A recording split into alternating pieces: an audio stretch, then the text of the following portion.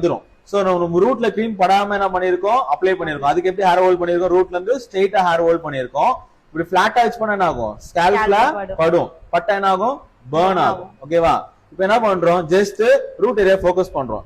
90ல வச்சு நம்ம என்ன பண்றோம், ஸ்கேல்ப்ல படுதா கிரீம், படல. நம்ம டாப் பண்ணி அப்ளை பண்ண கிரீம்ல என்ன பண்ற, கட் டிராக் என்ன பண்றேன், எல்லா இடத்துக்கும் ஸ்ப்ரெட் பண்றேன். இப்ப எல்லா இடத்துக்கும் ஸ்ப்ரெட் ஆயிடுச்சா, ஆயிருச்சு.